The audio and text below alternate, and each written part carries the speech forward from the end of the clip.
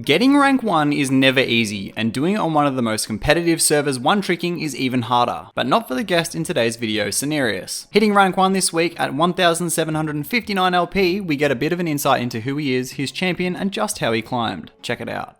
So here with me today, I have EU West's newest rank 1, Sinerias, a Master Yi one-trick pony. Thank you so much for coming on, man. I really look forward to speaking to you. I appreciate the opportunity. No worries at all. So firstly, congratulations on your climb. As a one-trick myself, I know how hard it can be to even get games on your champion, let alone winning on him, and getting rank 1 is no easy feat. Do you want to give a quick background on yourself as a player, like where you're from, when you started playing, etc.? Yes, you're absolutely right. Getting rank 1 with a one-trick is extremely hard, especially with all these target bans. I've been playing Master Yi since Season 6, and since Season 10 I've been the top 10 player. I have always tried to improve myself. I was never the kind of player who tried to just have fun. Like my duty in League, in general in life, my idea is to always try to strive better. I always try to improve. So every time I had a loss since Season 10, not every time, but I try to be as good as possible. I'm trying to rewatch my deaths. I'm gonna rewatch my mistakes. How can I improve? That's a pretty refreshing mindset to have on SoloQ, to be honest. So the next question I have is, what drew you to Master Yi out of all the champions, and what other champions do you enjoy? I got to playing Master Yi because of Cowzap actually back then. I've seen his Master Yi Season 5 montage and I got really hyped about it.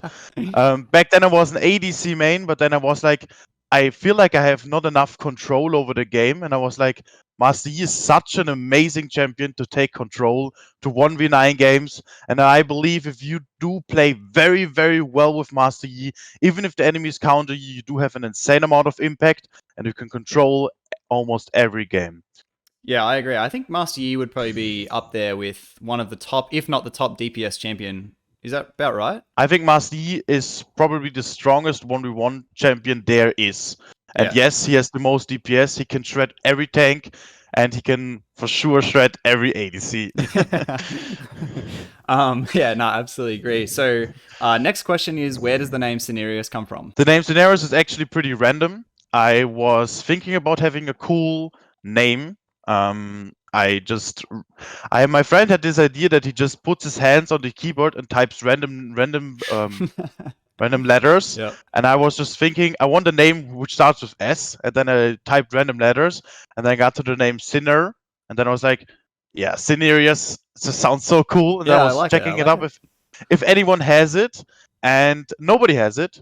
Back then I was funneling when I created the name, and the name was actually in Spanish, it means Sinerias, means synergy.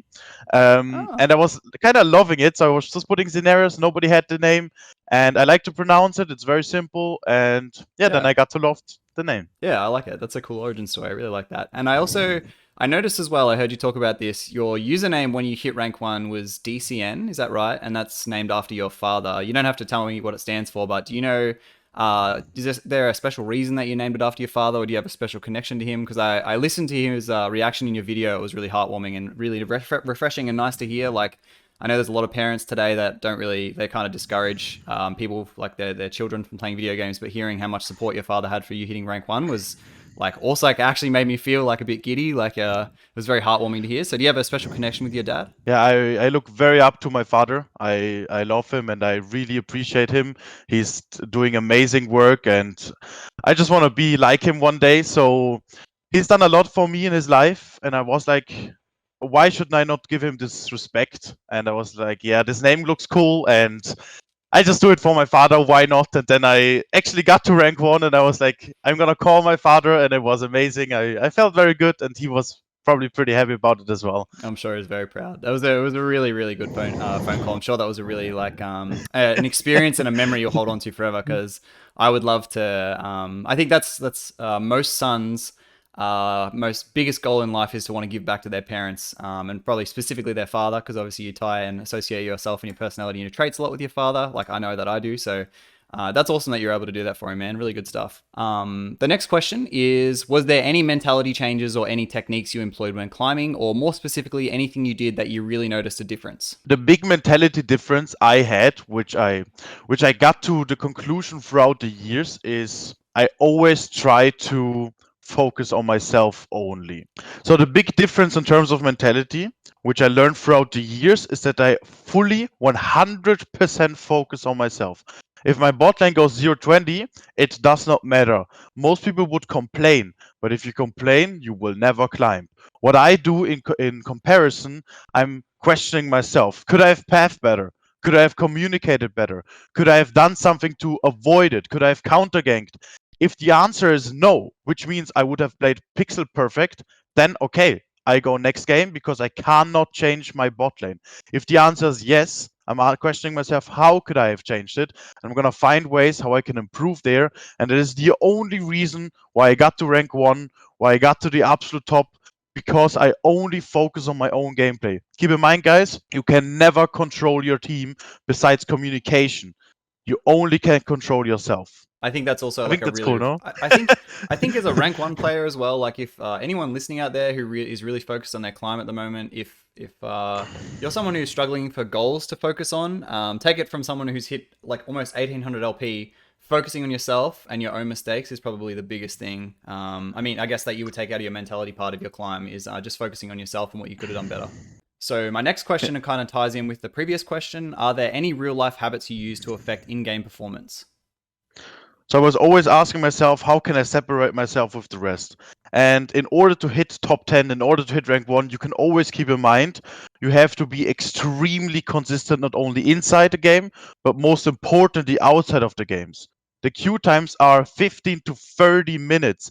I get permanently target banned. I have perma dodges because when people see my E, they will dodge the game. There are a lot of people who hate playing with me. There are a lot of people who hate playing against me. I have to wait a lot of time. I have to not being able to stream because of the target bans, and I can tell it is a lot of hard work to push through all of that. But I was just thinking about myself. If I want to separate myself with others, if I want to climb to the top, this is the work I have to go through. And in the end, I enjoyed the struggle. Yeah, I think when you actually got rank one, that reward is such a good reflection of the hardship you went through. Like, it's not going to be as satisfying if it was really easy, right? So the reward that you got out of the end of it is really, really good. So now that you've hit rank one, what's your next goal?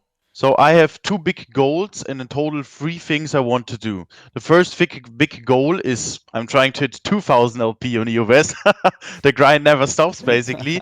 And the second thing is I want to go to Korea in the near future and I want to hit rank 1 there. I will probably be in Korea when I go about 30 days. So I have 30 days time to hit rank 1. I will give it my absolute 100%. And I do believe my skill. I think it's possible. And the third thing I would love to do, and I will do, is I'm gonna do a lot of educational content, and I'm gonna play every single jungler that exists. Yeah, cool. So you guys, obviously, Sinerias' links will all be in the description. His YouTube channel, his Twitter, and also his Twitch will be in the bottom. So if you guys are interested in a high elo jungler gameplay, not just specific to Yi, as you said, he's going to play every other champion as well. You can make sure you drop him a follow on everything there to see if he ends up hitting his goal of 2k LP and getting rank 1 in Korea. Be very, very good to see. Actually, I'm going to be following along with that closely. And lastly, we had a quick talk about this before we jumped on the call. If you load into a game, who are the top 3 players you love having on your team and the 3 players you hate playing against? This is a great question. So first, I'm gonna talk about the three loved people generally I love playing with, the top 3 players. Yep. So the player I love having like the most on my team is Labrov.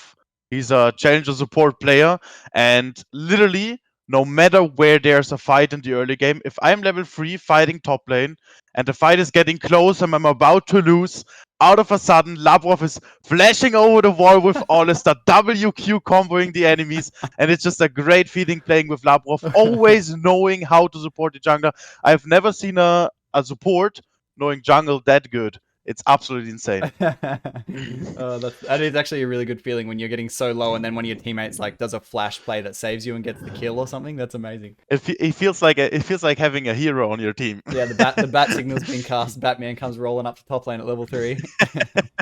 So who are the other 2? And the second most favorite teammate is No Way For You. I don't think he's the best mid laner in Europe, but I think he's for sure one of the best there is. But where he is for sure the best in the entire server, even not only in mid lane, is his mentality. I've never seen a man having such an insane mentality. I'm extremely impressed until now. I've always been impressed by him, and I just love playing with him because no matter how lost the game is, he will always try to win, and I just really appreciate it about this player. Mm-hmm. That's why I love playing with him. Yep, those players are always the best, definitely. And the third guy I love playing with, actually most people would disagree probably here, but it is TheBausFFS. I knew this was coming. There are a lot of people who have zero idea about Baus strategies even. I mean, I know I've been playing a lot with him, and he is extremely useful.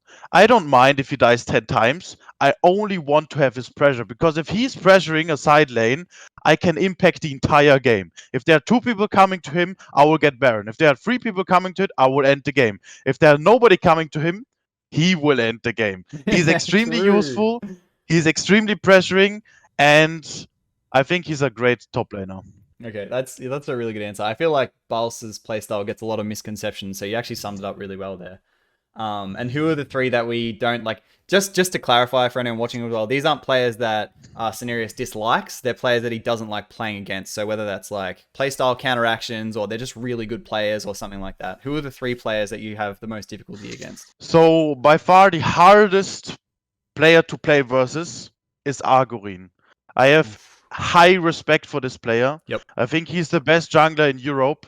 He would say Bo is better. I say Agurin is better. I have such respect for him, and I can say I think that I only hit rank 1 because of him as well. Because he challenged me like no other jungler did. I always wanted to get better than him, and it's always so hard. If I play against any jungler, I can win. But if I play against Agurin, I have to go beyond my limits in order to win. Yep. And that's just and he's been consistently ranked 1 feeling. for a really long time as well, or like top 3 for like I think he's the most consistent top 3 player I've seen in Europe ever, actually. Having such a great jungler to play versus, to have as a competitor, is awesome. And this is for you, Agurin. Please challenge me in the future as well. I'm sure I'd like to hear that. And then we got who are the next 2 as well after Agurin? The second player I hate playing against is Nemesis. I think Nemesis is the best mid laner in Europe. Mm-hmm. I do think that he is kind of bored, it feels like. But I do think if he is not bored, he is by far the best. Like, this guy is just so impressive. He can play every single champion. Remember when Aurelion Sol came out? Mm-hmm. He literally conquered this champion day 1. Yeah, he's champ Ocean, plays everything. He's just like he's like, oh, what champion goes well into this matchup? Just picks it and plays it at like a 1 KLP challenger level immediately. It's literally like he does it. It's literally like it. He's so good. And the last one? The third player I hate playing against is Odysseus. I love playing with Odysseus. His name is Odysseus 131, and I hate playing against him simply because I think he's the second best one trick on the entire server. He's a Talia one trick, and the thing about playing against a one trick, a good one trick, is that he's extremely consistent. He does not do mistakes. Mm-hmm. He always tries his best, and it's very hard getting through his consistency. So much respect for him as well. That's a great answer. I really like. I'm sure he'd like to hear that as well if he's in there. But you also said that a lot of the one tricks on EU West are really, really competent as well. Like, I know there's so many, not just the Riven one tricks as a Riven player myself, but there's a lot of really, really good one tricks as well. Like, you've got Potent Fiora as well as one that gets he does Climb on Korea as well, built as well. You've even got Viper over there at the moment. Like, you've got some really strong players to contend with. His Viper is also very, very good. I think that the one-trick ponies on EU West, I think those are really, really good. And there are a lot of people who complain that one-trick shouldn't be in SoloQ. Of course, I'm a one-trick myself, but I can say that having one-tricks is awesome because you literally can see every champion to their absolute limits. Mm-hmm. And seeing Potent on Fiora, seeing Alois on Riven, it does not really matter. They're just showing you the limits they can go through. Maybe Lafuros on Bard, it's literally insane. Mm-hmm. Yeah, I agree. There's also like, you will queue up, like probably not so much in my server because it's so small, but maybe in yours. I know when like Slogdogs, who's a Yorick player from my server, came over to EU West and just no one knew how to deal with him because he knows that champion to like such an insane limit that like everyone just falls apart once he gets a lead and he just takes over the game. So it's like really crazy to see these kind of like underrated or underpicked champions just take over the game because a one trick plays them at their limits. And that's absolutely cool. I love to see Slogdog in EU West just completely stomping those streamers. But honestly, I think it is awesome to have these one tricks. It's like, as I said, it's a great feeling seeing champions being able to do things you wouldn't even expect them to do at all. Yeah, I agree. That's a great answer. I like that. Awesome, man. Well, that pretty much wraps us up. Thank you so much for coming on. Obviously, myself and my audience will be watching closely for your 2000 LP climb and your climb in Korea. Do you have anything else that you want to say before we sign off? Just watch me. 俺を見ていてくれ。